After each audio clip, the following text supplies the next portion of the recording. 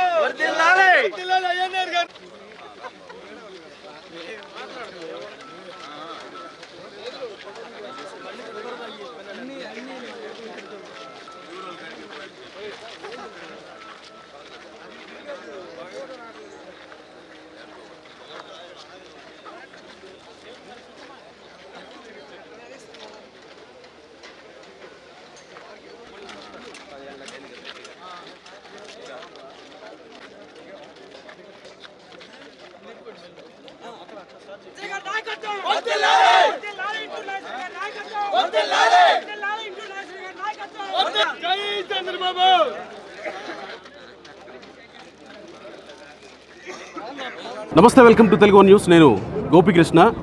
హైదరాబాద్లో ఆత్మీయ సమ్మేళనాలు జరుగుతూ ఉన్నాయి.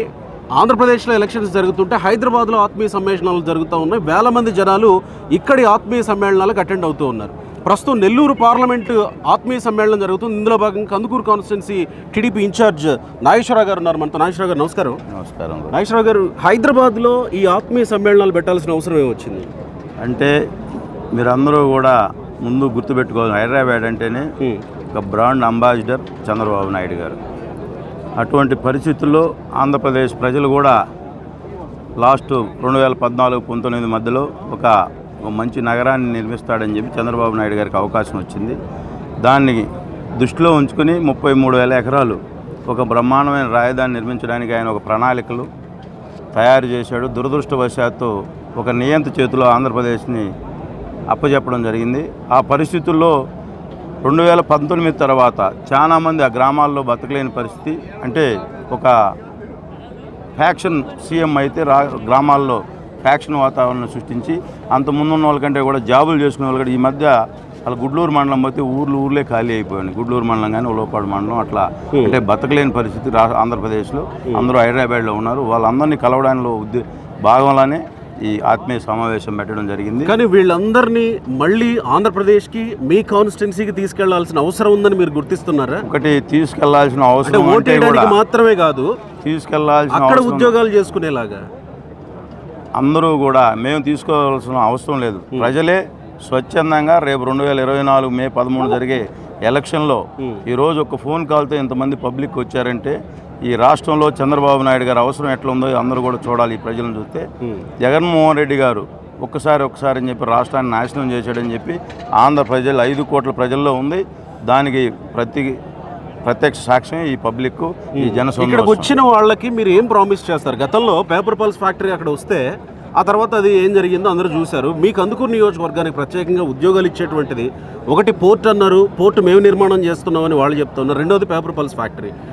ఈ రెండు అంశాల్లో ఒక రకంగా యువత కాస్త ఆశగా ఎదురు చూసింది. ప్రస్తుతానికి అక్కడ లేవు.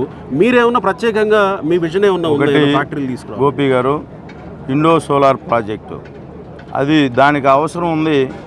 ఒక 1000-1500 ఎకరాలు అయితే వాళ్ళు వ్యాపారం ఏదైతే వాన్ పిక్లో ఏ విధంగా భూసేకరణ జరిగిందో దానిలాగానే మరలా కూడా ఇక్కడ 8,000 ఎకరాల రైతులను మోసం చేసి ఆ రైతుల దగ్గర ల్యాండ్ కొట్టేయడానికి కానీ అవసరం లేని ల్యాండ్ తీసుకుంటా ఉన్నారు.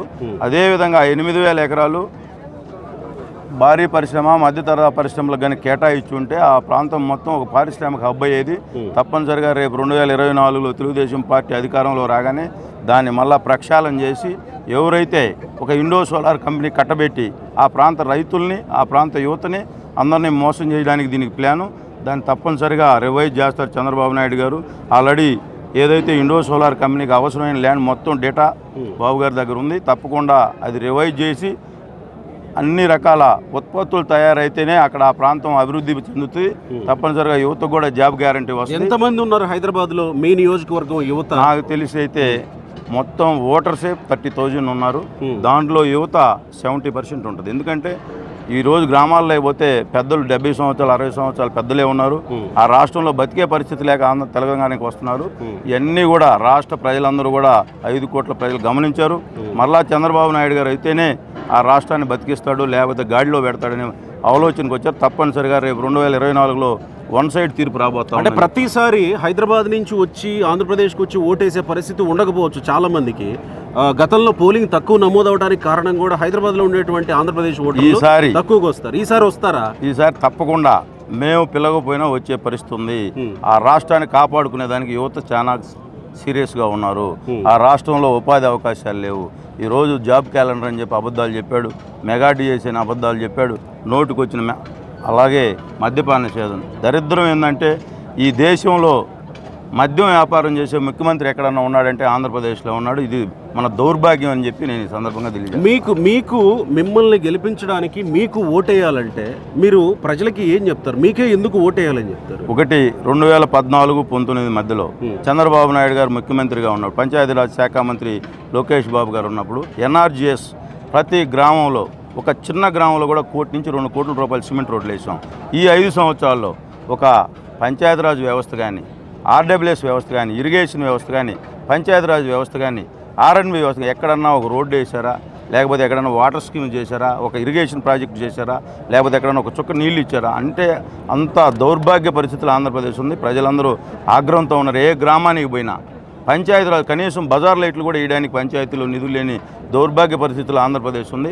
దీని అన్నిటికీ కూడా రేపు 2024 ఎలక్షన్లే తగిన బుద్ధి చెబుతారు జగన్మోహన్ రెడ్డి. మీకు వేమిరెడ్డి ప్రభాకర్ రెడ్డి ఎంపీ అభ్యర్థి కావడం మీకు ఎలాంటి అదనపు బలం అవుతుంది అనుకుంటున్నారు? తప్పకుండా వేమిరెడ్డి ప్రభాకర్ రెడ్డి గారు ఒక మంచి వ్యక్తి, ఆపద్ బాంధవుడు.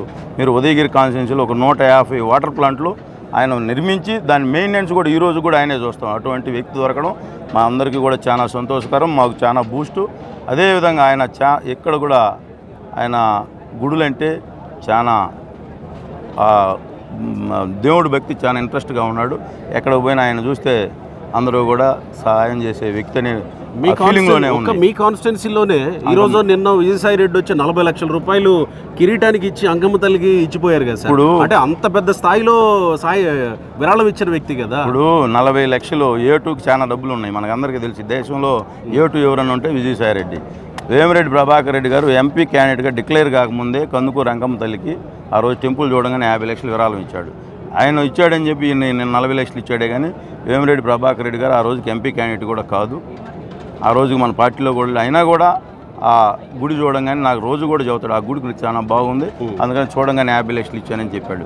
అటువంటి ఇవాళ కంపేర్ చేసిన ఒకటే, సహాయం చేసేవాళ్ళు సహాయం లాక్కునే వాళ్ళకి తేడా. విజయసాయి రెడ్డి గారు వైజాగ్ మొత్తం నాశనం చేసేసి, అసలు కందుకూరు ద్రోహి ఎవరన్నా ఉన్నారంటే విజయసాయి రెడ్డి.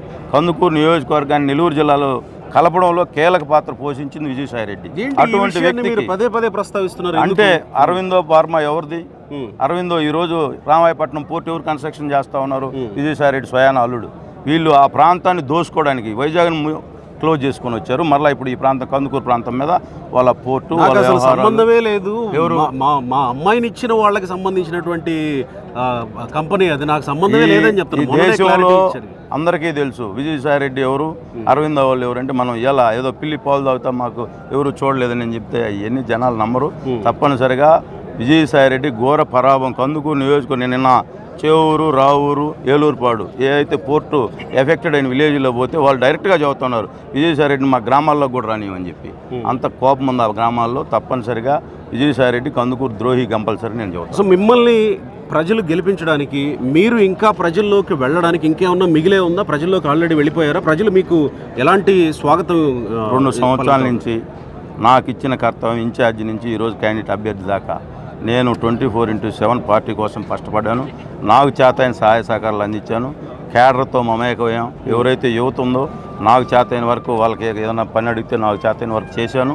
తప్పనిసరిగా 2024లో కందుకూరు నియోజకవర్గంలో వాళ్ళ ఇంటి బిడ్డగా నన్ను ఆశీర్వదించడానికి నేను గ్రామాల్లోకి వెళ్తా ఉన్నాను. ప్రచారాన్ని 1 వీక్ నుంచి ఎక్కడ పోయినా మహిళలు భారీ ఎత్తున వచ్చి స్వాగతం పలుకుతూ ఉన్నారు. తప్పనిసరిగా ఆ నియోజకవర్గం ఇంటూరు నాగేశ్వరరావుని ఆశీర్వదించడానికి రెడీగా ఉందని నేనైతే భావిస్తాను. చివరిగా ఒక్క మాట, మీరు ప్రత్యర్థి పార్టీతో ఫైట్ చేసే కంటే మీ పార్టీలోనే అంతర్గతంగా ఫైట్ చేయాల్సిన పరిస్థితి ఇంకా ఉంది. ఇంకొక నెల రోజులు మాత్రమే పోలింగ్ ఉంది. ఈ పరిస్థితి ఎప్పటికీ చక్కబడుతుందని మీ కార్యకర్తలు అనుకోవాలి. అసలు మీకు క్లారిటీ ఉందా ఈ విషయంలో? మాకు ఫుల్ క్లారిటీగా ఉంది. చంద్రబాబు నాయుడు గారు అభ్యర్థిత్వం ఫైనల్ చేశాడు. చిన్నవి ఉంటాయి, కుటుంబంలో చిన్న సమస్యలు ఉంటాయి, అవన్నీ కూడా టీ కప్పులో తుఫాన్ లాంటిది. తొందరలో మీరే చూస్తారు. కందుకూరు నియోజకవర్గంలో ఇంతకుముందు రాని మెజార్టీ కందుకూరులో రాబోతూ ఉంది. దీని అన్నిటికీ కేడర్ సమాయత్తం ఉంది.